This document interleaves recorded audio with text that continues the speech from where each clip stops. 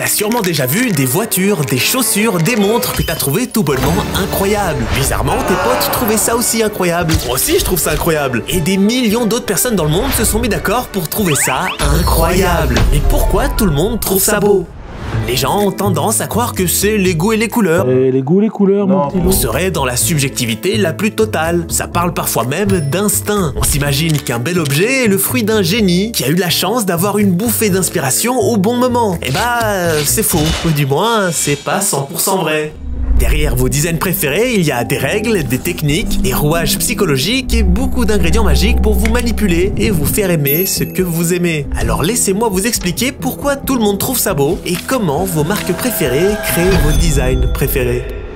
Pour parfaitement comprendre les raisons du succès d'un design et comment les designers arrivent à vous faire aimer leurs produits, il faut déjà comprendre comment se crée un design. Et peu importe l'objet, qu'il s'agisse d'une voiture, d'une montre, d'une sneakers, d'un vêtement, etc., le principe est le même. Alors oui, évidemment, tous ces produits peuvent avoir plus ou moins de contraintes techniques, d'ingénierie, de technologie ou de complexité différentes dans leur élaboration, mais l'aspect visuel du produit, donc son design, peut toujours se résumer en 3 dimensions. Les lignes, la couleur et la texture. La plus importante de ces 3 dimensions dans un design, c'est les lignes, qu'on pourrait résumer en la forme ou la silhouette. C'est ce qui donne la personnalité à l'objet, et c'est surtout la caractéristique design que le consommateur comprend le mieux, ou du moins le plus facilement. Parce que vous l'avez tous vu, quand Bape sort la Bape Star, ils ont beau changer la couleur ou la texture, tout le monde reconnaît les lignes de la Air Force One. C'est la partie du travail de design la plus évidente à constater, mais aussi la plus complexe à réaliser. La création de ces lignes n'est pas anodine et leur rôle n'est pas seulement d'être jolies. Elles servent aussi à parler directement à notre cerveau, à nous faire passer un message,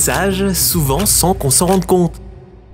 Ce message passe par le langage design qu'on utilise. Par exemple, quand on utilise des lignes organiques, des formes souvent arrondies, inspirées de la nature, du corps humain, de la faune, de la flore, on vient réveiller quelque chose de profondément ancré chez l'humain. C'est des formes qui plaisent naturellement parce qu'on y est habitué depuis des millénaires. Mais au-delà de l'esthétique, ce genre de design envoie une image naturelle, apaisante et raffinée. Il donnera aussi souvent un aspect haut de gamme. On le voit par exemple avec le Bubble de chez Roche-Beaubois. Dès que tu le vois, tu captes direct que c'est pensé pour être cosy, enveloppant, élégant. Et c'est grâce au langage design utilisé. A l'inverse, quand on part sur des lignes plus industrielles, rectilignes, nettes, avec des matériaux bruts, le message change complètement. C'est moins accueillant, c'est plus froid, mais là on parle d'efficacité, de fonctionnalité et de modernité. C'est ce qu'on voit chez Apple, des objets sobres, droits, presque chirurgicaux, mais surtout connus pour leur efficacité et leur fonctionnalité. Lorsqu'on utilise des lignes plus aiguisées, anguleuses, tendues, là on évoque la puissance, la précision, le contrôle. Ce style, on le voit souvent dans le design tech, les PC gaming par exemple, ou dans les gros gamos avec des marques comme Lamborghini. Lorsqu'on utilise des lignes élancées, là on veut évoquer la légèreté et l'aérodynamisme pour donner l'impression de vitesse. Dans l'automobile, ces lignes-là sont nécessaires pour factuellement aller plus vite, mais dans d'autres industries, comme dans la sneakers, c'est pas vraiment fonctionnel. C'est purement un langage visuel. Par exemple, les Nike Air Zoom Alpha Fly. Leur design ultra profilé et la big pointe à l'arrière de la semelle digne d'un gamos tout droit sorti de Satanas et Diabolo. Tout ça, là, ça sert pas spécialement à grand chose d'un point de vue performance. Mais quand tu vois quelqu'un avec ça au pied, t'as l'impression qu'il va aller grave vite. Par contre, quand tu le vois sous coque sportif LCS R 2024, c'est autre chose, hein. C'est pas fameux. Le choix du langage design et des lignes que le designer va utiliser, il est là pour orienter notre ressenti, poser une intention, raconter quelque chose avant même qu'on touche ou qu'on utilise l'objet. Et pour que le design fonctionne, il faut qu'il soit lisible et parfaitement compréhensible pour notre cerveau. Et là encore, les designers ont une recette secrète pour nous influencer, les lignes de force. Les lignes de force, c'est essentiel à la fois pour l'harmonie du design, mais aussi pour faciliter la compréhension du consommateur. Et en vrai, on retrouve ce principe dans toute forme de création. Dans le design industriel bien sûr, mais aussi dans l'art, la photo ou l'architecture. Ces lignes, même invisibles à l'œil nu, permettent de structurer l'information et d'orienter l'œil vers ce qui compte. Et ça, c'est fondamental, parce que notre cerveau cherche en permanence de la logique, des repères, du sens. Quand une composition est confuse ou sans hiérarchie claire, on comprend rien et on décroche. C'est trop fatigant à traiter, donc notre cerveau refuse l'information. Et c'est souvent là où on peut être gêné par un design au point de le trouver atroce. Atroce. Dans la quasi-totalité des designs mainstream, on retrouve des lignes de force assez conventionnelles. On pense à la Air Max 95 dans la sneakers, un design organique inspiré par le corps humain avec des lignes de force qui sont assez évidentes et rendent le design facilement lisible pour nous. Ça se remarque automatiquement, tout va dans le même sens, il y a une cohérence globale que ce soit dans les formes ou les directions des éléments du design. Notre œil est guidé de A à Z. On trouvera pareil dans l'automobile avec la Porsche 911. Mais attention, les règles sont aussi faites pour être enfreintes et parfois c'est pertinent de ne pas respecter ces ses codes. C'est ce que certains gros morceaux peuvent s'amuser à faire en faisant littéralement du n'importe quoi entre guillemets. Pour rester sur l'automobile, on peut penser au Cybertruck de Tesla qui part dans tous les sens parce qu'Elon Musk trouvait ça marrant. Zéro van, hein, ça a ni queue ni tête de faire ça. Le bail est dérangeant visuellement, il est homologué nulle part à rapport au state, y a rien qui va sur le produit, mais c'était un bon coup de com. Casser les codes du bon design entre guillemets, ça permet de se démarquer du commun. C'est le cas aussi de Balenciaga par exemple, avec leur Balenciaga Runner qui se veut être une version déstructurée d'une paire d'Asics. Et forcément, pour pousser le délire déstructuré, il faut jouer avec cette incohérence et cette illisibilité des lignes. Yeezy aussi avait beaucoup tendance à utiliser des lignes de force pas du tout conventionnelles. Et là, c'était justifié par le délire très organique de leur design. Très bon, faut voir la gueule de la Wave Runner, hein. La paire, c'est un tas de trucs qui partent dans tous les sens, mais étonnamment, ça marche. Ou du moins, ça a marché. Mais avant de finir par plaire, les designs Yeezy commençaient systématiquement par choquer. Et c'était en partie à cause de ces lignes dérangeantes. Qu'est-ce que c'est que ce truc là Parce que oui, il y a une autre problématique lorsqu'on crée des nouvelles lignes. C'est qu'elles sont nouvelles et le public a ses habitudes, il n'aime pas trop la nouveauté et ce qu'il ne connaît pas. Quand un design dépasse une certaine limite, on va spontanément ressentir qu'il y a quelque chose qui cloche. C'est un peu le même phénomène que l'Uncanny Valley, la vallée de l'étrange en français. C'est quand quelque chose, souvent un robot ou un personnage 3D, ressemble presque à un humain, mais pas tout à fait. Et justement, c'est ce presque qui fout le malaise. Ton cerveau sent qu'il y a un truc qui va pas, que c'est trop réaliste pour être faux, mais pas assez pour être vrai. Résultat, tu trouves ça bizarre, limite flippant. Je vais te toucher la nuit.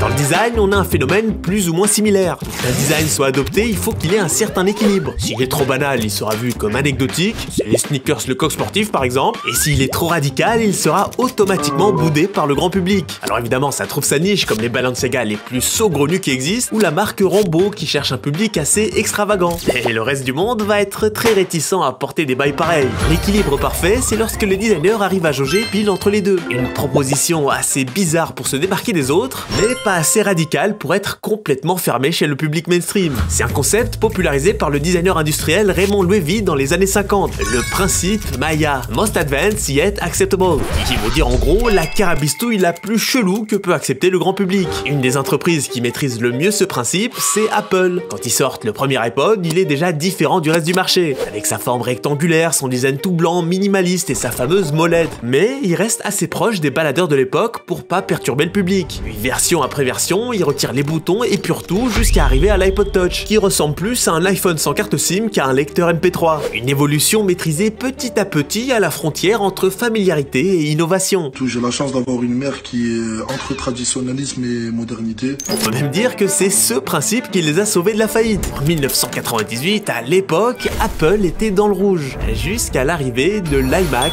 G3. Quand tous les ordinateurs étaient des ignobles gros cubes gris, l'iMac se différenciait par sa forme arrondie, le fait qu'il n'y ait pas de tour et tout soit incorporé ensemble, qu'il soit coloré et transparent. C'était pas grand chose en termes de folie, ça ressemblait toujours globalement à un ordinateur, mais en 1998, ses formes, ses couleurs et ses textures, c'était encore du jamais vu sur un ordi. Et justement, la couleur et la texture, même si ça a l'air de rien, c'est pas du tout anodin dans un design. Un design réussi, c'est l'équilibre parfait entre les lignes, la couleur et la texture. Ces trois dimensions travaillent ensemble pour créer une expérience sensorielle cohérente. La texture, c'est ce qui donne du relief et de la profondeur à un objet. Elle peut être lisse, rugueuse, mate, brillante, etc. Et chacune de ces finitions évoque des sensations différentes. Par exemple, une texture mate peut suggérer la sobriété et l'élégance, tandis qu'une surface brillante peut évoquer le luxe ou la modernité. La texture peut donner une toute autre dimension à la création. Le designer Luigi Colani, par exemple, utilisait systématiquement des matériaux brillants sur ses designs. L'objectif, c'était de pousser l'impression du futurisme, et ça permettait de bien mettre en avant les courbes et les lignes de ses designs en fonction du reflet de la lumière. Son design se veut très moderne et futuriste, mais si tu changes ses matériaux par du bois, par exemple, tu mets une ambiance totalement différente. Et tout comme le symbolisme dans les lignes, il existe presque autant de matériaux que de symboliques. Les lignes sont primordiales, mais la texture et la couleur sont là pour les sublimer. Et malheureusement, la plupart des produits qu'on achète, notamment dans la SAP, négligent beaucoup ces aspects-là. La subtilité dans la recherche de la texture, c'est souvent un luxe qu'on retrouve surtout dans les produits chers. L'iPhone va pousser le détail de la texture jusqu'à te foutre du titane. Le Wiko, il va te mettre le plastoc brillant le moins cher du marché. Les horlogers de luxe vont choisir des métaux nobles, qu'ils vont polir d'une manière très précise sur chaque pièce pour avoir un reflet de lumière différent. Là où ta montre à 5 € sur Temu se contentera de prendre l'alliage de zinc le moins cher du marché qui va rouiller dans 3 mois. On le voit aussi avec la sneakers de luxe, qui pour la plupart ne sont que des légers remixes de design des marques de sportswear, mais qui se démarquent là où les marques de sportswear ne peuvent peuvent pas autant se démarquer pour des raisons de coût. Dans le pire des cas, on a littéralement aucun effort, et dans le meilleur des cas, on essaye de mimer moins cher avec un cuir synthétique imprimé en croco, du plastoc effet carbone, des moulages texturés. La texture n'est évidemment pas réservée au luxe, et malheureusement, avec un plus petit budget, on a souvent accès à des textures moins intéressantes, et on aura surtout le droit à des lignes. Là où dans le luxe, c'est plutôt l'inverse. Matériaux ultra quali, jeu de matériaux ultra poussés, et on se retrouve souvent avec une paire pas spécialement innovante en termes de lignes, mais avec énormément de travail sur la texture et les couleurs. Et vous vous doutez bien que la couleur a aussi son symbolisme et ses codes. Je vous apprends rien si je vous dis que c'est un outil psychologique puissant qui influence nos émotions et nos comportements. Par exemple, le rouge évoque la passion et l'énergie, tandis que le bleu inspire la confiance et la sérénité. Les designers utilisent ces associations pour orienter notre perception d'un produit. Louis Cheskin, un pionnier de l'étude des motivations d'achat, a démontré que changer la couleur d'un emballage pouvait transformer la perception du produit lui-même. Son taf a influencé des marques comme Marlboro, qui a adopté le rouge dans son packaging pour évoquer la puissance et passer d'une marque de pour femmes à la marque de daron viril. C'est comme ça, il y a des codes qu'on a fini par implicitement tous accepter. On sait que si on veut donner une image écolo, faut plutôt partir sur du vert. On sait que le combo un peu cliché du noir et doré va évoquer le luxe. Mais il y a d'autres codes qu'on connaît moins. Par exemple, que les marques de luxe n'utilisent quasiment jamais le blanc. Elles vont éviter le white bien dentifrice pour privilégier des tons plus ivoire, blanc cassé. Et tu peux faire le test en passant dans les boutiques des marques de luxe. La Air Force One de Nike, elle est blanche de chez Blanche parce que c'est un produit de merde. Ah, faut le dire, hein, carrément j'ai besoin de le dire. Mais la Air Force One Louis Vuitton, elle est pas blanche, elle est blanc cassé parce que c'est un produit de luxe. C'est pareil pour le noir qui tournera plutôt vers de l'anthracite ou même la quasi-totalité des couleurs. En général, une couleur trop saturée et intense sera vue comme plus populaire et low cost. Là où sa version légèrement cassée sera perçue comme plus sophistiquée, subtile et haut de gamme. En résumé, derrière chaque design qui nous plaît, il y a une stratégie réfléchie où les lignes, la couleur et la texture jouent un rôle important. C'est cette alchimie qui fait qu'un objet devient plus qu'un simple objet, il devient une expérience.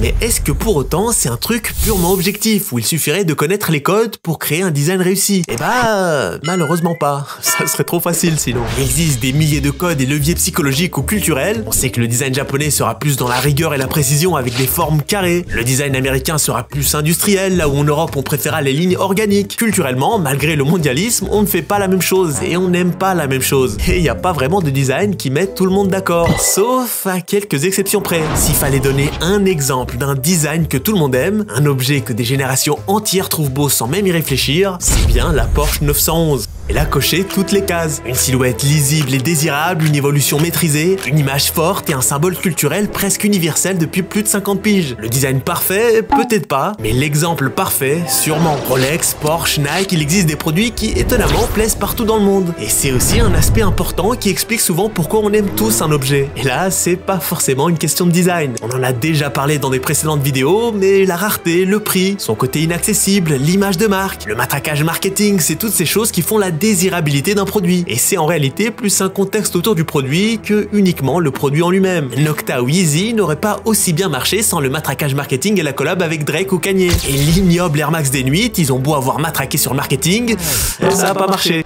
Alors à l'heure actuelle, on sait plus ou moins comment faire un design réussi. On connaît les règles, on sait comment orienter les lignes, comment jouer avec les textures, comment maîtriser les couleurs pour provoquer une émotion, raconter une histoire ou imposer un style. Mais effectivement, ça reste beaucoup subjectif. Le design, c'est pas une formule magique. On a des pistes et des règles bien établies, et personne n'a encore déchiffré le Da Vinci Code.